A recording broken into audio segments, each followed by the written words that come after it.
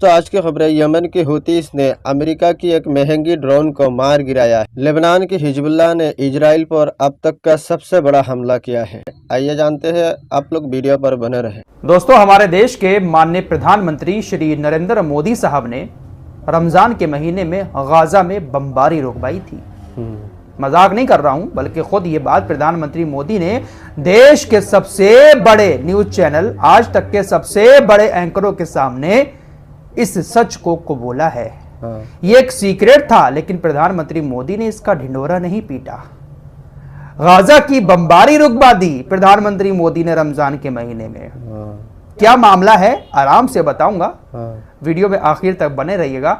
लेकिन पहले आपको मैं हुतीस की ताकत दिखाना चाहता हूं। हुतीस ने अमेरिका के एक सबसे महंगे ड्रोन MQ-9 रीपर ड्रोन को एक बार फिर से मार गिराया। जब से जंग शुरू हुई है तब से लेकर अब तक हुतीस 4 MQ-9 रीपर ड्रोन को मार चुके हैं। यह सबसे महंगा अमेरिका का रीपर ड्रोन है। यह महंगा होने के साथ साथ कितना खतरनाक है, इसका अंदाजा आप इसी से लगा सकते हैं कि 2017 के बाद से दुनिया के कई सारे देशों ने सिर्फ अब तक अमेरिका के 12 MQ-9 रीपर ड्रोन ही मारे हैं। काफी ताकतवर ये ड्रोन है, और ये जो 12 ड्रोन अमेरिका के अब तक मारे गए हैं, इसमें से 4 ड्रोन हुतीस ने 7 अक्टूबर से अब तक मारे हैं। तो आप इससे अंदाजा लगा सकते हैं कि हुतीस के पास कितनी ज्यादा ताकत है। दोस्तों, हुतीस ने लाल सागर में इजराइल जाने वाले हर एक जहाज को रोक दिया। अदन की खाड़ी में उधर ईरान ने भी इजराइल जाने वाले हर एक जहाज की नाकेबंदी कर दी। लेकिन आज एक और बड़ी खबर आ रही है। स्पेन, जो नाटो का सदस्य है, स्पेन ने आज इजराइल जा रहे एक जहाज को रोक लिया, जिस जहाज में हथियार भरे हुए थे। कथित तौर पर खबरें ऐसी आ रही हैं कि एक जहाज भारत से तकरीबन 27 टन गोला बारूद लेकर इजराइल की तरफ जा रहा था। यह बात मैं अपने पास से नहीं कह रहा हूं, बल्कि तमाम मीडिया रिपोर्ट आपकी स्क्रीन पर हैं। इस मामले पर नवभारत टाइम्स लिखता है कि भारत ने दोस्त इजराइल को 27 टन विस्फोटक भेज उतारा कारगिल का कर्ज, तो स्पेन ने दे दिया झटका, फंसे नेतन्याहू। दरअसल खबरें ऐसी चल रही हैं कि एक जहाज भारत से 27 टन गोला बारूद लेकर इजराइल की तरफ जा रहा था। रास्ता काफी लंबा है, जहाज को रुकने के लिए बीच में एक बंदरगाह चाहिए। तो उसने स्पेन की बंदरगाह को कॉल किया कि हम आपके यहां पर रुकना चाहते हैं। इजराइल जाते हुए रास्ते में स्पेन की बंदरगाह पड़ती है, लेकिन स्पेन ने उस जहाज को अपनी बंदरगाह पर आने से मना कर दिया। स्पेन ने कहा कि इस वक्त मिडिल ईस्ट को हथियारों की जरूरत नहीं है, बल्कि शांति की जरूरत है। हम इन हथियारों के जखीरे को, हथियारों के जहाज को अपनी बंदरगाह पर रुकने की इजाजत नहीं देंगे, क्योंकि इस वक्त मिडिल ईस्ट को शांति की जरूरत है। स्पेन के विदेश मंत्री जोसे मैनुएल अल्वारेस ने कहा कि ऐसा पहली बार है जब हमने यह किया है, क्योंकि ऐसा पहली बार हुआ है जब हमने पाया कि एक जहाज हथियारों की खेप लेकर इजराइल जा रहा है और वो स्पेन के बंदरगाह पर रुकने की इजाजत चाह रहा है। हमने साफ कह दिया कि इस वक्त मिडिल ईस्ट को शांति की जरूरत है, हथियारों की जरूरत नहीं है। आप लोग कई दिन से सुन ही रहे हैं कि इजराइल को अमेरिका ने हथियार देना बंद कर दिया है। रफा पे ऑपरेशन चलाने की कगार पर इजराइल खड़ा हुआ था और उधर अमेरिका ने हथियार देना बंद कर दिया। तो अब और देशों से इजराइल कांटेक्ट करके गोला बारूद की आपूर्ति करना चाहता है, लेकिन स्पेन ने एक तगड़ा झटका दे दिया है। आइए प्रधानमंत्री मोदी जी की बात कर लेते हैं। दोस्तों, अभी हाल ही में जब चुनावी कैंपेन में प्रधानमंत्री मोदी जी भाषण दे रहे थे, तो उसमें उन्होंने मुसलमानों का जिक्र बहुत ज्यादा किया।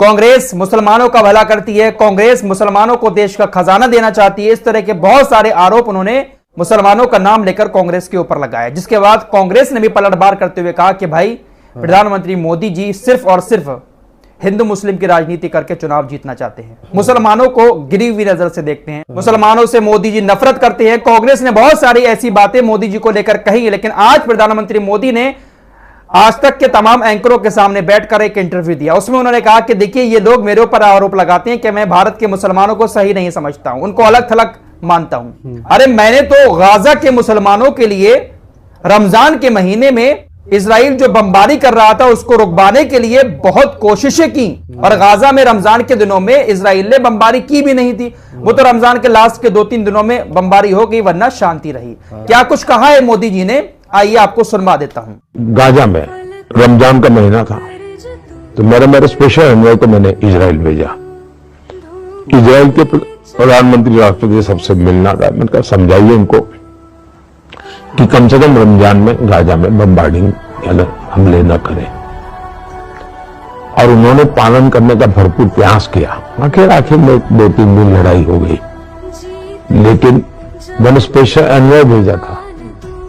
यहां तो आप मुझे मुसलमानों के लेकर के घेर लेते हैं, लेकिन मोदी गाजा में रमजान के महीने में अब मैं इसकी पब्लिसिटी नहीं करता हूं क्योंकि, लेकिन कईयों ने प्रयास किया होगा, परिणाम सही मिला, लेकिन मैंने भी प्रयास किया, देश भारत ने भी किया।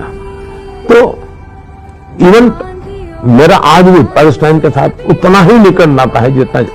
तो सुना आप लोगों ने, प्रधानमंत्री मोदी जी गाजा और फिलिस्तीन के लिए कितनी ज्यादा मोहब्बत दिखा रहे हैं। अब यहां पर जो फिलिस्तीन और गाजा की तबाही पर खुश हो रहे हैं वो लोग क्या कहेंगे। प्रधानमंत्री मोदी तो खुद कह रहे हैं कि भाई मुझे बहुत ज्यादा फिक्र है गाजा की, मैंने बहुत कोशिश की कि रमजान के महीने में गाजा में बमबारी ना हो। क्या कहें भाई। मोदी जी की इन बातों को सुनने के बाद आप लोगों को क्या रिएक्शन है कमेंट बॉक्स में जरूर बताएं।